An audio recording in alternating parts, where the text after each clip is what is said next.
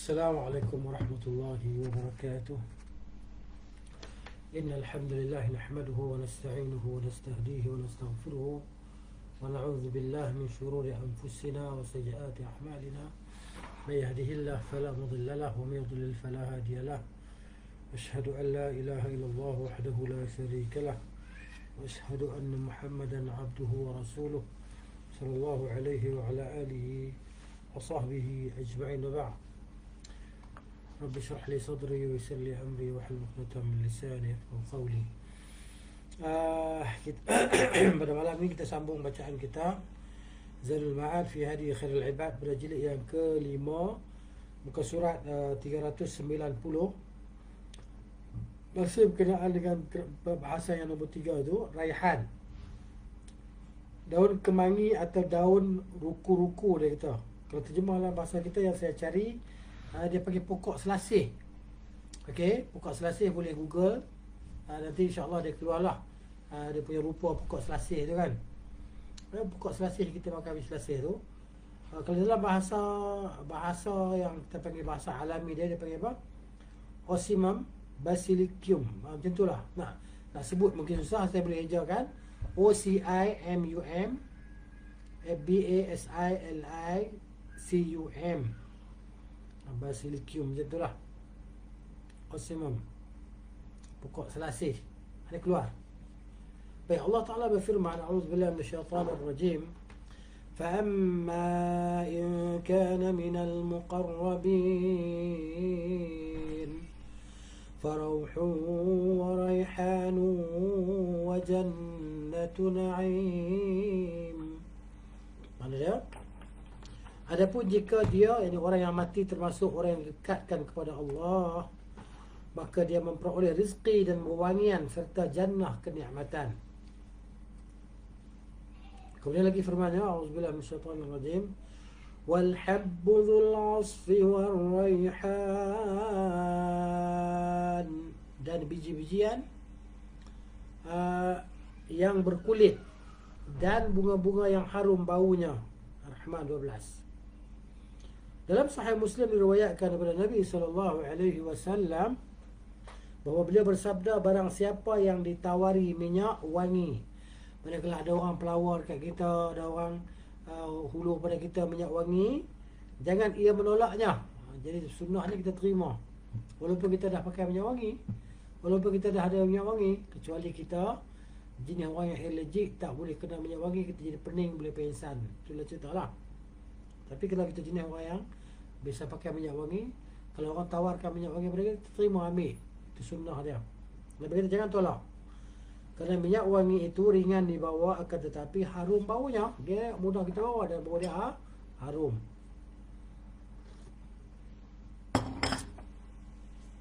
Baik. Sementara dalam Sunan Ibnu Majah daripada hadis Usamah radhiyallahu anhu daripada Nabi SAW bahawa ia bersabda, tidakkah ada di antara kalian yang bekerja keras untuk mendapatkan syurga?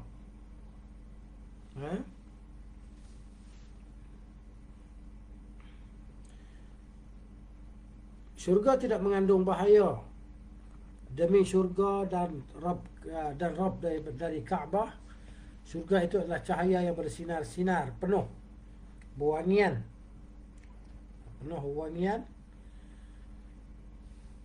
yang menggetarkan jiwa, penuh istana-istana yang tinggi menjulang, sungai-sungai yang selalu mengalir, kurma yang masak, isteri yang cantik jelita, pakaian yang banyak dan beragam, tempat tinggal yang abadi, di tempat yang sihat, yakni fi hibratin wa nadhirah, buah-buahan dan sayur-mayur, sandang pangan. Sandang pangan ni maksudnya bahan pakaian, makanan dan kenikmatan dalam sebuah tempat yang tinggi dan megah. Salah seorang sahabat berkata, kami mahu wahai Rasulullah SAW, kami siap bekerja keras untuk mendapatkannya. Beliau berkata, katakanlah insya-Allah. Mereka berkata, insya-Allah. Baik. Hadis ni apa nama, diriwayat pula oleh Ibn Hibban, dan pada saat ini terdapat Ad-Dhahhak Al-Ma'afiri, tidak ada yang menganggapnya siqah kecuali Ibn Hibban. Sedangkan syekhnya pada riwayat tersebut adalah Sulaim bin Musa. Riwayat ini perselisihkan. Hadis dhaif lah. Ya, sini hadis dhaif. Kemudian raihan atau daun ruku-ruku ataupun daun kemangi adalah tumbuhan yang wangi dan berbau harum. Oleh sebab itu kalangan barat menyebutnya dengan nama al-as, bil-as, bukan ais. Akan tulis bahasa Arabnya dengan nama as, bil-as. Itu maknanya menyebut dengan nama as. Jadi itu makna nama pokok di kalangan barat. Itulah yang dikenal di kalangan orang Arab sebagai raihan. Orang-orang Iraq dan Syam menyebutnya habaq, yakni osimam tadi kan, al-habaq. Ini boleh Google lah, tak saya sebut tadi kan. Dapat dalam bahasa itu pakai daun selasih, pokok selasih. Jenis daun yang disebut as itu maknanya, ataupun dia kata terjemah ais, dia sebenarnya bil as, alif lam, lepas tu ada alif panjang lah, as gitu. Memiliki karakter dingin pada tingkat pertama dan kering pada tingkat kedua. Di samping itu juga ia memiliki komposisi energi yang saling berlawanan. Yang dominan di dalamnya adalah unsur bumi yang dingin. Sebab tu kita makan biji selasih tu kan, kita mana panas badan kita rendam, kita minum sejuk badan kita, insya-Allah. Ada juga sejenis unsur panas yang halus, yang sedikit lah. Khasiatnya adalah meringankan sakit kepala. Ni dia meringankan sakit kepala. Memiliki daya pengering yang kuat sekali. Masing-masing unsurnya hampir sama kekuatan energinya. Daun ini mengandung kekuatan mencengkeram dari luar, dalam dan dalam sekaligus, diminum atau dioleskan, disapu lah. Mencengkeram kekuatan tadi. Daun kemangi juga berkhasiat menghentikan menceret. Menceret ni cirit-birit lah. Bisa mencegah timbulnya wak panas dan lembab dari dalam tubuh.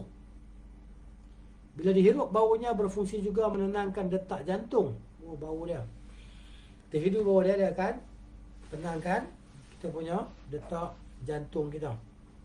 Begitu. Dan menimbulkan kegembiraan. Jadi maknanya benda-benda wangi ni macam ni lah. Dia sentiasa menimbulkan kegembiraan, ketenangan. Gitu. Bahkan juga mencegah wabak penyakit menular. Bagus ni. Caranya juga bisa dengan meletakkannya di rumah. Kita boleh ambil dia, kita letak dalam rumah. Begitu. Daun kemangi juga berkhasiat mengempeskan pembengkakan dalam dua cara. Kalau bapak kita bengkak kan, kita boleh gunakan untuk surutkan bengkak tadi. Bila dicampurkan ke dalam makanan dan bila ditumbuk daunnya lalu digigit setelah dicampur dengan sedikit dengan cuka buah, bercuka buah. Ya.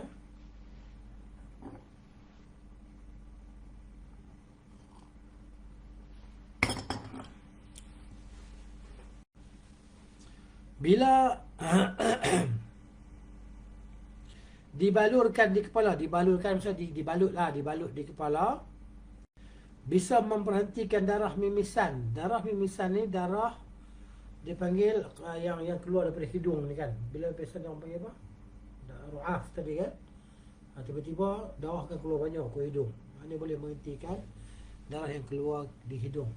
Saya ingat kalau di kampung-kampung kan, kadang-kadang budak-budak panggil apa? Pecah karung macam tu lah. Tak tahu lah istilah orang kampung. Dia darah tiba-tiba keluar ke hidung. Jadi dia orang ambil sirih. Di kampung dia ambil sirih, dia gulung-gulung sirih tu, dia makan dia sumbat ke hidung lah untuk hentikan darah tadi. Itu macam-macam lah kan, betul.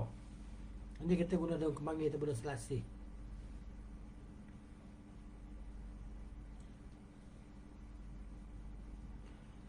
Bila daunnya yang sudah kering ditumbuk lalu ditaburkan di atas koreng yang basah.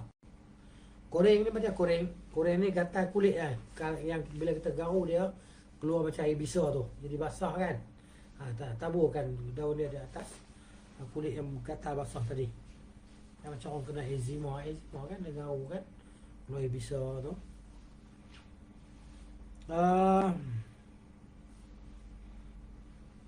Akan berkhasiat sekali kan? Mudah. Daun ini juga berkhasiat memperkuat organ tubuh yang lemah bila dibalutkan. Berguna juga mengubati penyakit agnail, yakni penyakit dia kata kuku cekam kuku kita tu kan. Maknanya kuku ni kalau dia bengkak kan, dia nanah dan dia boleh menyebabkan kuku ni boleh gugur jatuh. Itu maksudnya penyakit agnail dia kata, ataupun adahis. Itu dalam bahasa dia Paronychia, Paronychia. Itulah bahasa dia punya komputer lah. Cek tengok lah. Bahasa Indonesia dia panggil agnail. Saya cek lah kamu Indonesia, saya tak jumpa pula perkataan ni. Baik. Jadi bila ditaburkan di jerawat dan koreng ni gatal pada bahagian tangan dan kaki, dia akan berkhasiat lah. Juga berkhasiat apabila daun kemangi ini dibalurkan di badan. Bisa berkhasiat menghentikan pendarahan serta menghisap cairan kotor serta bau busuk pada ketiak. Masya Allah. Ya. Khasiat daun kemangi ini. Bila dimasak, lalu seseorang duduk di atas uapnya, tangas kan, bisa berkhasiat mengubati penyakit ambien, iaitu sembelit, penyakit sembelit, dan hernia. Dia kata yang ni dia panggil apa, perut apa nama, rahim itu keluar. Maksudnya dia panggil apa, macam penyakit pasang surut tu, hernia kan, penyakit hernia tu.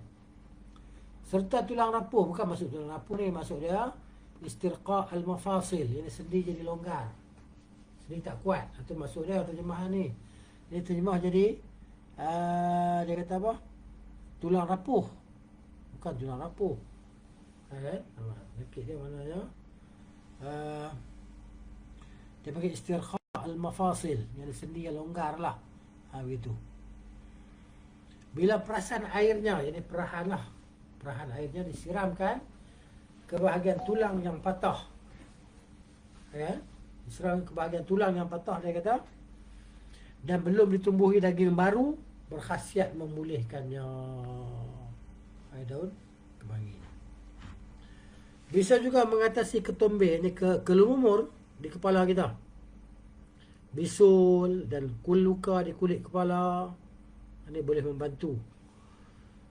Bisa mencegah rambut rontok, rambut gugur lah. Bahkan juga menghitamkan rambut. Dia boleh menghitamkan rambut. Bila ditumbuk dan disiramkan sedikit air, lalu dicampurkan dengan minyak zaitun atau vaseline atau minyak mawar, lalu dibalutkan. Bisa mengatasi luka basah, kesemutan atau kulit terbakar serta berbagai bentuk pembekakan, bawasir dan ruam. Ini daun dia ni. Daun kemangi itu berkhasiat.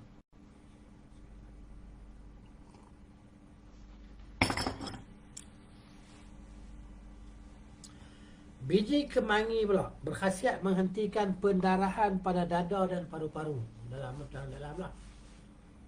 Juga berkhasiat membersihkan lambung ni perut. Namun tidak membahayakan dada dan paru-paru itu sendiri, kerana unsur pembersih yang ada padanya. Ada selasih, kan? Biji selasih itulah. Khasiatnya berguna mengubati sakit perut dan juga batuk. Masya Allah. Dia sejuk kan kita biji selasih ni. Kalau nak beli, boleh beli kat Shopee lah. Google biji selasih kan. Dia panggil apa? Chia seed kan. Chia seed. Itu bagus ni kalau boleh makan rendam dengan air kan. Minum sejuk kan. Betul.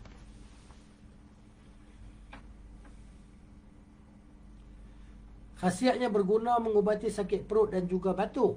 dan itu jarang terdapat pada jenis ubat-ubatan lain. Ia juga berkhasiat memperlancar air seni, air kencing lah. Boleh melancarkan air kencing. Berguna mengubati luka pada kantung kencing. Serta mengubati akibat gigitan laba-laba, berbisa, sengatan kelajengking. Akan tetapi jangan menggunakan batang atau akarnya untuk membersihkan kotoran gigi. Berbahaya sekali. Hati-hatilah. Maksudnya bukan semua benda boleh ambil kepada apa nama, ya kan? Dia kata ada yang tak boleh lah, begitu. Ya, dia berpokok tadi kan, batang dengan akar tak boleh digunakan. Dia berbahaya sekali, hati-hatilah. Di sini dia tak beritahu sebab apa bahaya kan. Akar selasih tadi kan.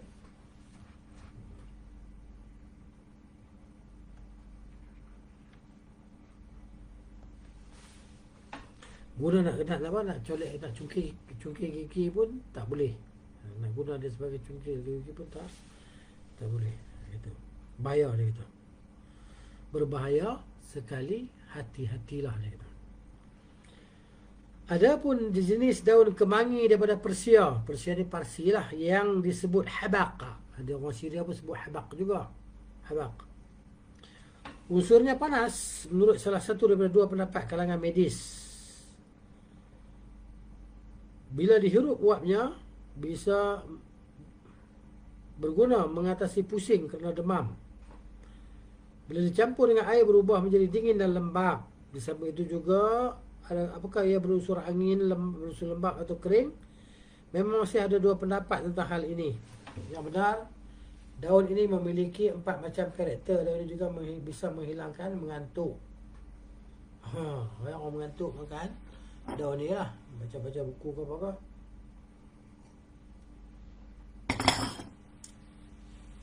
Habislah. Bijinya bisa menghentikan mencerit birik lah. Meredakan perut mulas, memperkuat jantung. Berkhasiat mengubati berbagai penyakit kerana unsur hitam. Macam-macam lah. Unsur hitam ni tak elok lah. Habis. Kita masuk huruf tu dah habis lah, huruf kan? Huruf ra kan. Masuk huruf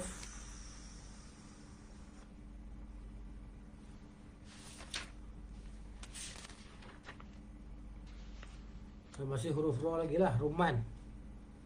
Buat 5. Allah Subhanahu wa ta'ala berfirman, A'udzubillahi minasyaitanir rajim. فيها فاكهة ونخل ورمان. Di dalam keduanya ada macam-macam buah-buahan dan kurma serta delima. Macam-macam buah. Nak kurma, tapi bukan macam kurma yang kita makan ni. Delima, bukan yang kita makan ni. Itu. Dia nama sama, sifat berbeza. Diriwayatkan daripada Ibn Abbas radhiyallahu anhuma secara mauquf dan secara marfu'. Setiap jenis daripada delima kalian di dunia ini pasti merupakan hasil congkokan dari delima syurga. Yang hadis ni mungkar. Hadis mungkar, dia kata hasil congkokan, hasil kahwinan daripada delima syurga. Itu hadis mungkar ya. Tidak sahih lah. Menyalahi bagi riwayat yang sahih. Sementara riwayat mauqufnya mirip. Maksud riwayat yang mauquf mirip dengan hadis ni lah. Harb dan perawi lain meriwayatkan daripada Ali bahawa beliau berkata radhiyallahu anhu, makanlah buah delima dan bahagian dagingnya sekaligus. Kerana buah ini berfungsi membersihkan lambung. Ini perut lah. Tapi hadis ini dhaif jiddan. Sangat lemah. Baik.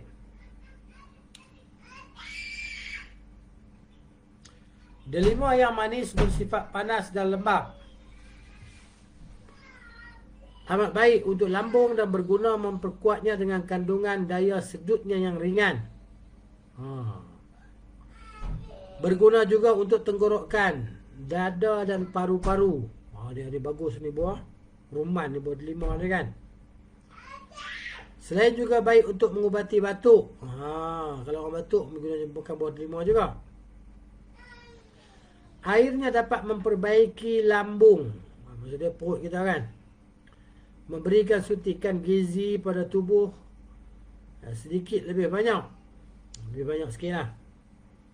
Namun amat mudah terselip di antara gigi kerana terlalu halus dan tipis. Ni.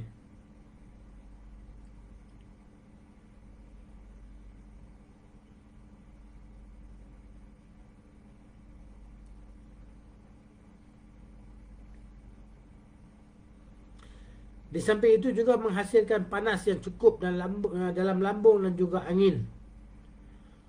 Oleh sebab itu bisa juga membantu meningkatkan stamina, tenaga. Namun tidak cocok untuk orang yang terkena demam. Dia tak sarankan delima ni untuk orang yang kena demam. Ada lagi khasiatnya yang ajaib, yakni bila dimakan dengan roti akan mengawetkan roti tersebut sehingga tidak rosak dalam lambung, dalam perut. Begitu.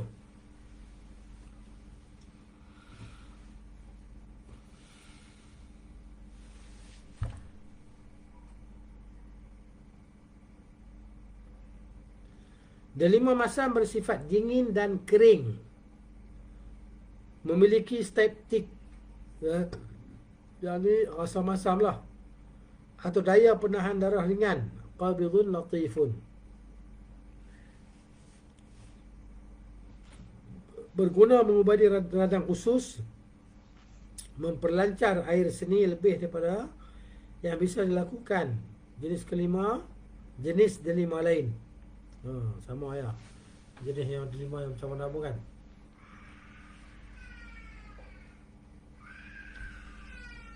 Bisa juga menstabilkan empedu.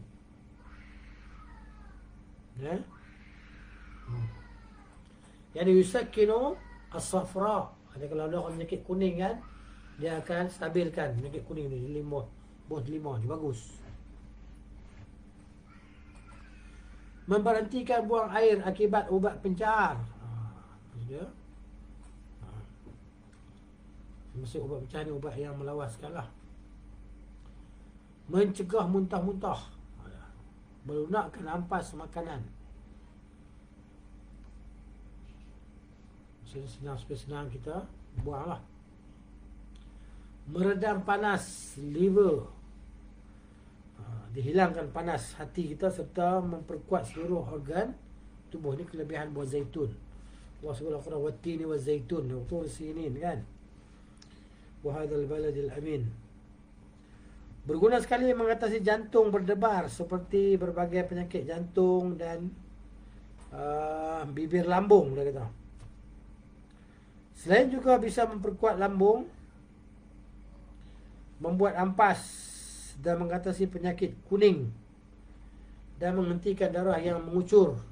Kalau airnya diperas bersama dengan sebahagian dagingnya lalu dimasak sebentar, dicampur madu sehingga bentuknya menyerupai balsam, lalu dibalurkan di kelopak mata, bisa menghilangkan kotoran kuning pada putih mata dan membersihkan mata daripada lendir. Ini patuah dia. Bila dioleskan pada bahagian gusi, bisa mencegah bakteri perosak gigi.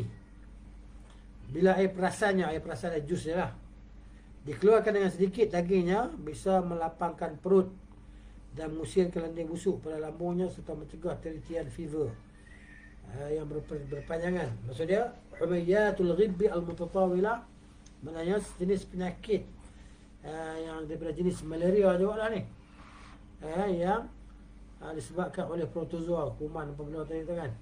Jadi gitu. Boleh cek tengoklah.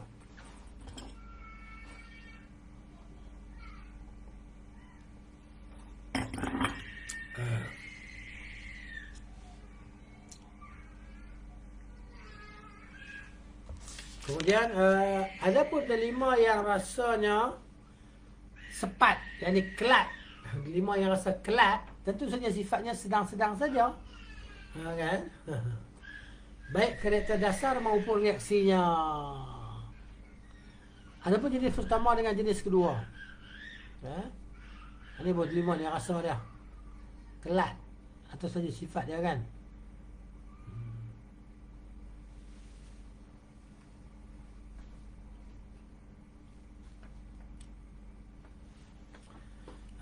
Dia kata antara jenis pertama dengan jenis kedua, namun lebih cenderung sedikit ke jenis yang masam. Biji delima yang dicampur dengan madu amat berguna mengubati penyakit agnai lah. Penyakit apa tadi? Kuku tercabut tu, dan koring atau eksim basah. Bahkan bisa menyembuhkan luka berdarah. Sebagian kalangan medis menyatakan barang siapa yang mengonsumsi 3 putih delima setiap tahun, dia akan selamat dari penyakit mata dalam 1 tahun penuh. Okey, hadis ni macam mana status dia?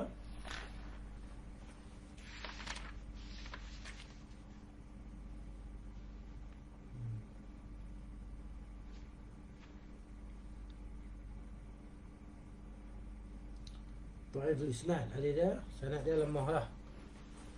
Sanad dia tak kuat. Huruf zai pula. Zai.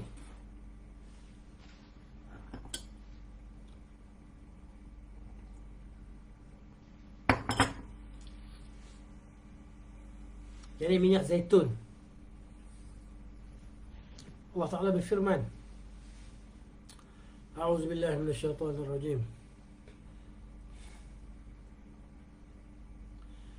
يوقد من شجرة مباركة زيتونة لا شرقية ولا غربية يكاد زينتها يضيء ولو لم تمسسه نار. Yang dinyalakan dengan minyak zaitun dari pohon yang banyak berkahnya, iaitu pohon zaitun yang tumbuh tidak di sebelah timur sesuatu dan tidak pula di sebelah baratnya. Yang minyaknya sahaja hampir sama menerangi walaupun tidak disentuh api. Dalam Sunan Tirmizi dan Ibnu Majah daripada hadis Abu Hurairah radhiyallahu anhu, diriwayatkan daripada Nabi sallallahu alaihi wasallam bahawa beliau bersabda,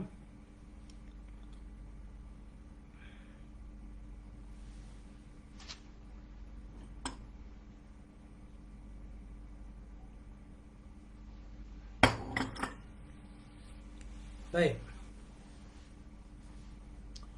Kulu az-zayta waddahinu bihi fa innahu min syajaratin mubarakah. Konsumsilah minyak zaitun dan gunalah sebagai minyak rambut, kerana minyak zaitun dibuat dari pohon yang penuh berkah. Tapi hadis dhaiful isnad, sanad dia lemah lah.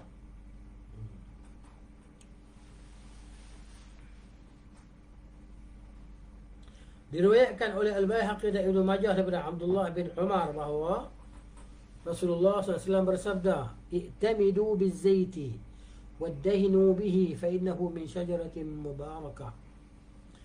Gunakanlah minyak zaitun sebagai lauk dan gunakanlah sebagai minyak rambut, kerana ia berasal dari pohon yang penuh dengan berkah. Minyak zaitun yang bersifat lembap pada tingkat pertama.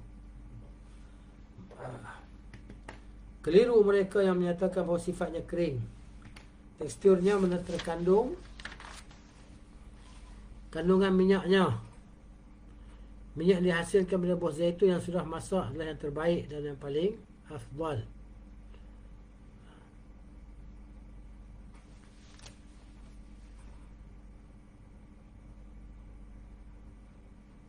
Baik, dia kata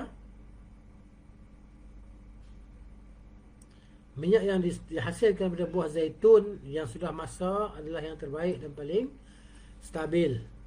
Itu dia. Yang dihasilkan daripada buah yang mentah,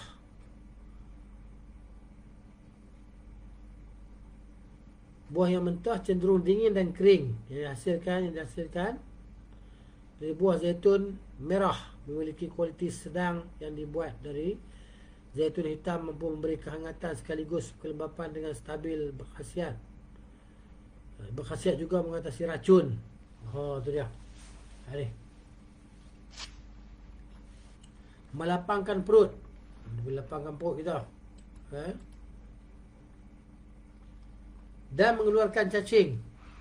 Jenis yang sudah tua lebih panas dan lebih berkhasiat. Oh, tu dia buat 5 yang lagi tua lagi panas, lebih berkhasiat. Lagipun lagi manis kan. Bila diperas dengan campuran air, panasnya berkurang, lebih lembut namun lebih berkhasiat. Seluruh jenis zaitun berkhasiat menghaluskan kulit dan memperlambat pertumbuhan ubat. Ini dia. Semua jenis zaitun. Yang ke-36, zubdah. Zubdah yang sari mentega. Kalau bahasa Urdu dia panggil malai. Kan malai kita masak.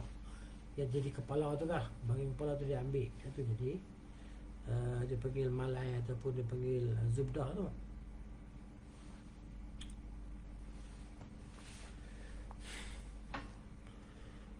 Diriwayatkan oleh Abu Daud daripada anak Busr bin As-Sulamiyin bahawa ia menceritakan Rasulullah SAW pernah menemui kami. Lalu kami menghidangkan kepada beliau mentega dan kurma. Beliau amat menyukai kurma dengan hidangan mentega. Kurma dengan mentega. Baik. Dia kata mentega bersifat panas dan lembab. Khasiatnya banyak sekali. Di antaranya membantu pembakaran dan pencernaan. Wah, ni khasiat dia.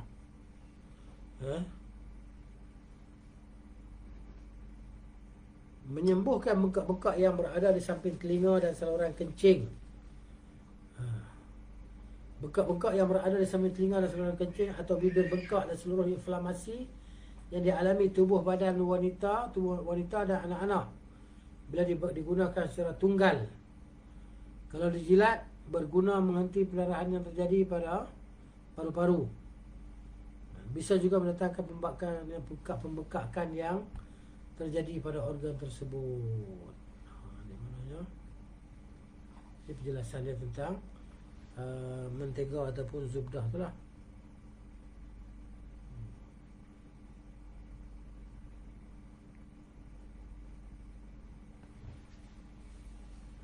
Kemudian pada perenggan yang seterusnya dia kata apa? Mentega bisa berfungsi memperlunak kotoran, melemaskan saraf. Maksud melemaskan saraf ni maksudnya melembutkan saraf, menenangkan saraf lah. Dan bengkak keras yang terjadi pada kantung empedu. Ini berlaku kan. Ramai orang bila kena penyakit empedu dia operate buang empedu tu. Tak normal lah.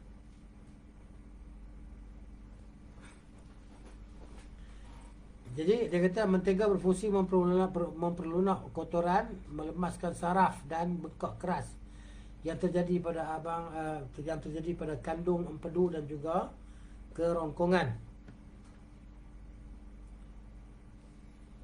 Ini dia boleh melembutkan najis lah kan dalam usus. Jadi kalau sana ada saraf-saraf yang keras semua tu dia akan lembutkan lah. Begitu. Bila dioleskan pada gusi bayi, berkhasiat juga mempercepat pertumbuhan gigi. Kemudian dia kata berguna juga untuk mengatasi batuk yang timbul kerana hawa panas atau hawa dingin. Maknanya pakai mentega ni. Menghilangkan kudis dan kulit kasar. Di samping selera makan, tapi bisa diatasi dengan yang manis-manis seperti madu dan kurma. Saat Nabi SAW mengkombinasikan kurma dan mentega, terdapat hikmah agar kedua jenis makanan tersebut saling melengkapi. Inilah dia berkenaan dengan zubdah ataupun mentega. Kalau kita ni kita makan minyak ghee ke, boleh lah. Ataupun mentega tu sendiri lah dimasak daripada susu.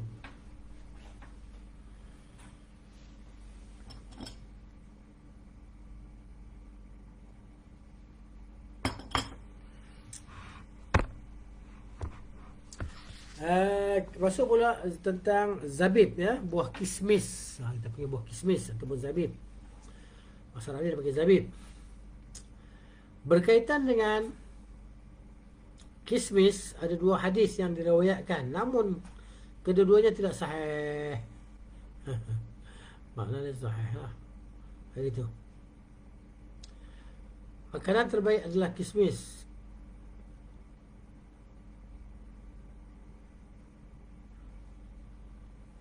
Dia kata ni dua-dua hadis tak sahih lah, dhaif dua ni. Makanan terbaik adalah kismis kerana dapat mengharumkan mulut dan mencairkan kahak ataupun dahak. Ini dhaif, tidak sahih. Kedua, makanan terbaik adalah kismis kerana dapat menghilangkan lelah dan dapat memperkuat saraf serta meredakan kemarahan. Zabib juga memperindah warna kulit dan mengharumkan bau mulut. Hadis kedua juga tidak sahih daripada Rasulullah sallallahu alaihi wasallam. Tidak sahih juga. Kemudian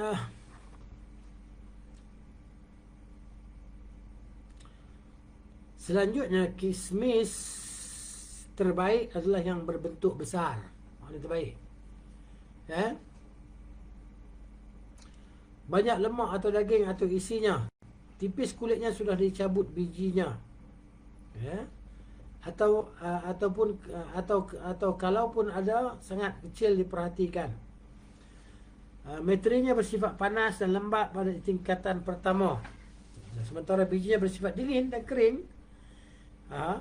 Sifatnya sama dengan anggur kerana kismis dibuat daripada anggur. Gitu. Itu dalam bahasa Arab dipanggil zabib. Yang manis bersifat panas, yang asam bersifat dingin menggigil, sementara yang gigil bersifat lebih, maksudnya yang kita, sementara yang putih lebih menggigit lagi, dia kata. Ya, putih sejuk lagi tu, sejuk sangat tu. Dagingnya pula amat cucuk, maksud buah je lah, bagi paru-paru bila dimakan begitu saja. Daging sudah buah dia lah. Daging juga untuk sakit batuk, sakit ginjal. Ni buah kismis ni, kan? Dan kantung kemih. Pesan dia apa nama, pudi kencing. Kemudian memperkuat lambung serta melemaskan otot perut, yakni yulayyinu at-tib al-batan. Dia melembutkan otot di perut lah. Begitu. Maksud dia tu melemaskan tu, maksud dia melembutkan perut, otot di perut lah.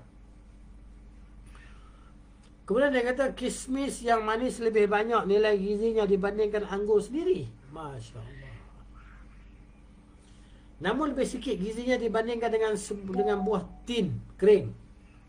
Buah tin kering ni maknanya tak syalian lah dengan nazi tadi kan, apa nama, kismis tadi ataupun zabib. Baik.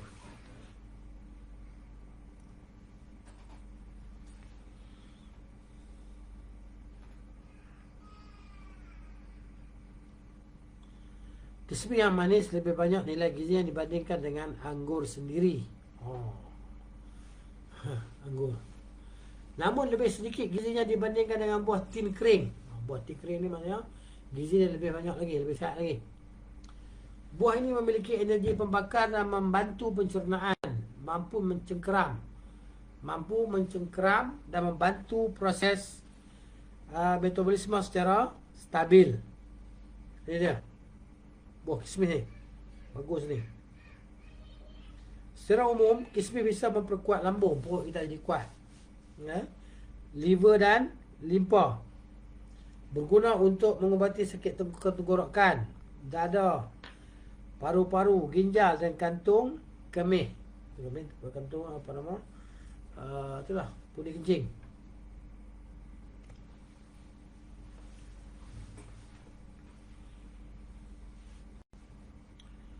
Dia kata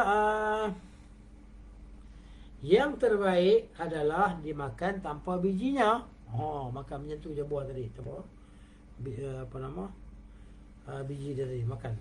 Kismis mampu memberi suntikan gizi yang amat baik sekali. Buah kismis gizi yang terbaik lah, gitu.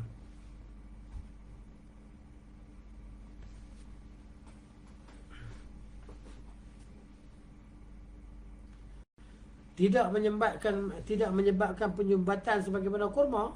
Ni beza buah delima. Kalau dimakan dengan bijinya akan lebih berkhasiat untuk lambung, untuk liver dan limpah. Ni buah zabib tadi kan. Kalau dagingnya sudah dikunyah, ditorehkan pada kuku yang sudah goyang, bisa cepat mencampurnya. Kismis yang manis tanpa biji amat baik untuk para penderita lendir dan kebanyakan dahak, sehingga juga bisa menyuburkan liver serta berkhasiat memenanginya. Itu. Kemudian dia kata kismis juga mengandung kegunaan untuk hafazan. Az-Zuhri berkata, barang siapa yang ingin menghafal hadis, hendaknya ia memakan kismis. Gitu. Al-Mansur meriwayatkan bila kakeknya Abdullah bin Abbas, biji kismis membawa penyakit, tetapi dagingnya adalah ubat.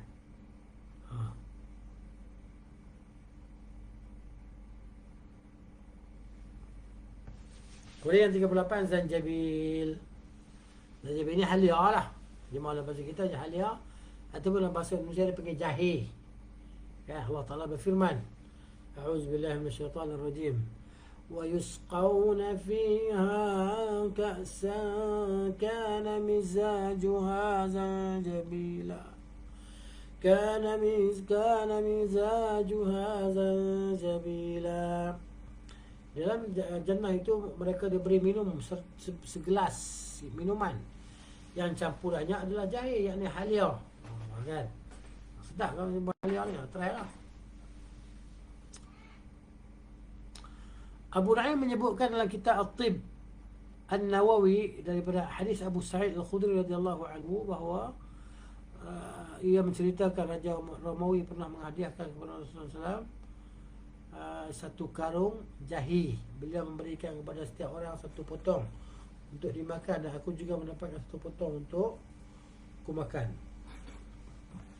Begitu.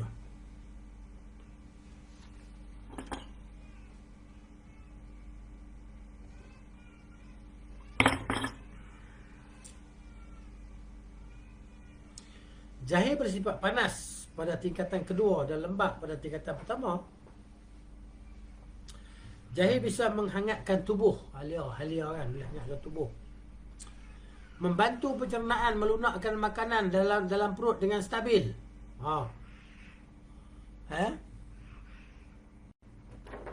Fungsi dia. Berguna mengatasi penyumbatan liver, hati kita yang terjadi kerana hawa dingin dan lembab. Kemudian juga mengobati mata lamur. Mata lamur ni apa dia? Dia panggil zulmatul basar al-hadithah an rutubah aklan wa lahman. Maknanya terjemah macam mana ya? Zulmatul basar al-hadithah, pandangan sepi macam tu lah.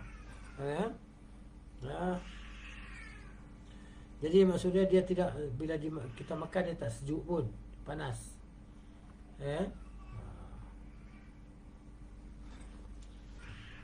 Baik, secara umum jahe amat baik bagi liver dan bandung yang mengalami metabolisme panas. Dia kata secara umum jahe amat baik bagi liver dan lambung yang mengalami metabolisme dingin. Bila 2 potong jahe dicampur gula, dia ambil gula campur dengan gaul dengan jahe itu, dengan apa? Dengan halia tadi, lalu diseduh dengan air panas. Seduh ni direndam lah dengan air panas. Bisa menghancurkan sisa makanan yang lengket dan berair. Di mana? Cerah-cerah gigi kan. Bisa juga dicampurkan dengan adunan ubat pencegah kahak agar mudah mencair. Kahak ni kan mudah cepat cair tadi. Jahe yang agak masam bersifat kering dan panas. Sifat dia macam tu.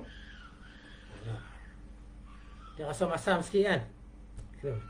Bisa menggugah gairah seks. Maksudnya boleh potong selera lah. Menambah hormon, menghangatkan lambung dan liver, membantu pencernaan, menghapus dahak berlebih pada tubuh, menambah daya hafal serta cucuk untuk liver, sesuai untuk liver dan keiningan, dan lambung yang kedinginan, menghilangkan kelembapannya akibat memakan buah-buahan, mengharumkan bau mulut serta menolak bahaya makanan yang kasar dan dingin. Ini kelebihan halia ataupun jahe ataupun zanjabil dalam bahasa Arab lah. Itu banyak khasiat sini kan. Tengok sendiri, kita baca balik kita ingat. Saya pun tak ingat, jadi kita kena ulang balik lah. Nampak ubat dia kan. So, banyak kawan kita yang itu dia. Baik. Kat mana tadi? Huruf sin. Huruf sin pula. Tengok huruf zai kan. Sin sana. Sebelumnya telah dijelaskan bahawa sana disebut juga sebagai sanud. Disebut sebagai sanud. Ada 7 pendapat tentang sana ini. 7 pendapat. Pertama yang dimaksud dengan sana adalah madu. Ada yang kata sana ni apa dia? Madu. Yang kedua artinya adalah semacam kurma pada minyak samin yang memunculkan bercak-bercak hitam di dalamnya. Ada dia. Ini yang kedua. Arti sana tu. Yang ketiga artinya adalah yang menyerupai biji kamun atau jintan. Akan tapi bukan jintan. Serupa ya. Keempat artinya adalah jintan kirman. Kelima artinya adalah buah asyibit. Ini saya tak tahu dah. Keenam artinya adalah kurma. Ketujuh artinya adalah jintan halus. Macam-macam makna bagi as-sana ni kan. Begitu. Ataupun as-sanud.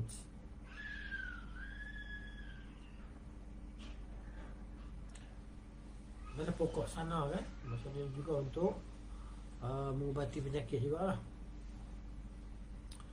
Kemudian yang ke-10-nya safarjal.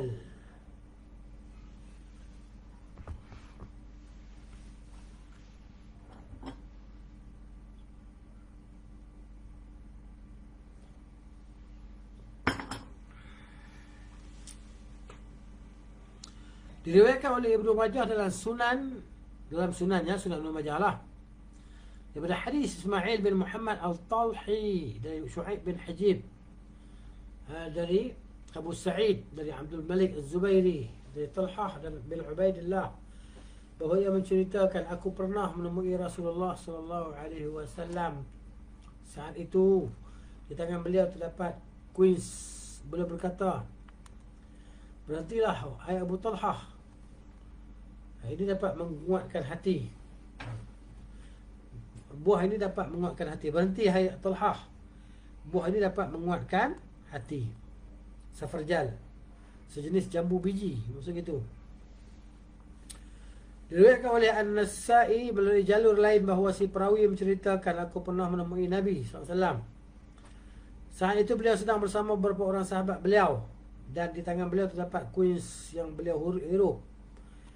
Saat aku duduk di sisi beliau, beliau menyodorkan buah itu kepada aku sambil berkata, berhentilah hai Abu Dzar, semuanya buah ini dapat menguatkan hati, mententeramkan jiwa dan menghilangkan penyakit dada.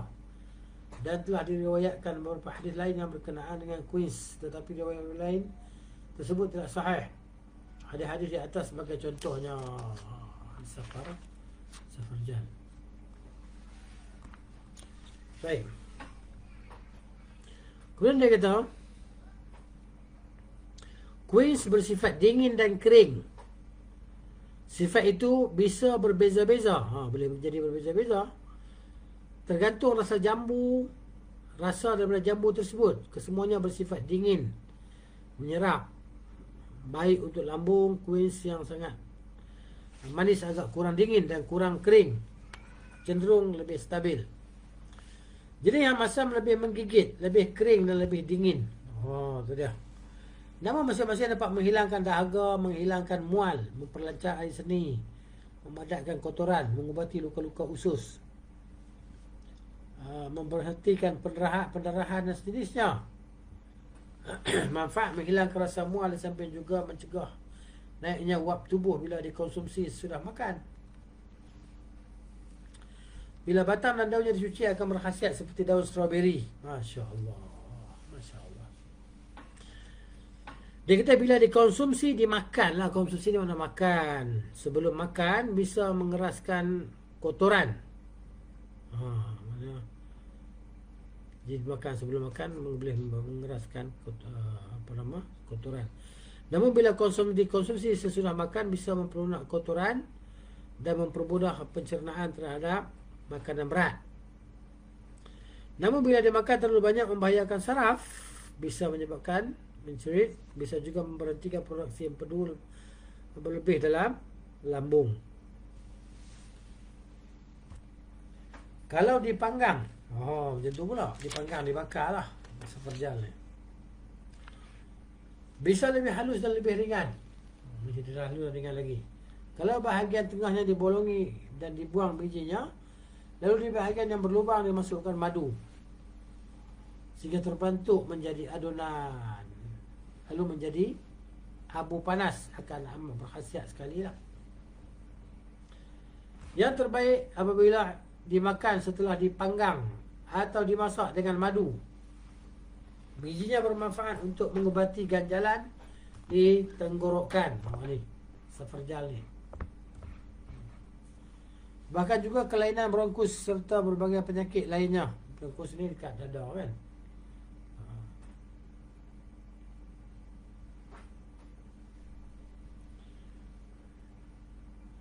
Juga kelainan bronkus serta berbagai penyakit lainnya. Minyaknya bisa mencegah keringat berlebih dan memperkuat lambung. Selain daripada itu amat berguna memperkuat lambung dan liver serta menguatkan jantung dan mententeramkan jiwa. Ini seperjal ni buah dia. Ali radhiyallahu anhu menguatkan hati dalam hadis ini adalah mententeramkan hati. Arti menguatkan hati dalam hadis ini adalah mententeramkan hati. Ada juga yang berpendapat membuka dan melapangkan hati. Seperti air yang meluas dan semakin menjadi banyak. Penutup harian, penutup hati bisa disetarakan dengan mendung di langit. Abu Ubaid menandaskan arti kata tahha adalah penutup, adalah sesuatu yang berat. Dalam bahasa Arab diungkapkan artinya di langit tidak ada takhta, artinya tidak ada awam dan kegelapan. Itu maksudnya. Kemudian as-siwak, iaitu kayu siwak. InsyaAllah kita sambung lagi bila kita sampai di sini dulu bacaannya, dan insyaAllah kita sampai kepada siwak, iaitu kayu gigi. Itulah dia maknanya. Kita buat dulu insyaAllah. Allah Ta'ala alam bisawab. Wa sallallahu ala nabiyyina Muhammadin wa ala alihi wa sahbihi ajma'in. Subhanakallahumma wa bihamdika asyhadu an la ilaha illa anta astaghfiruka wa atubu ilaik. Assalamu alaikum warahmatullahi wabarakatuh.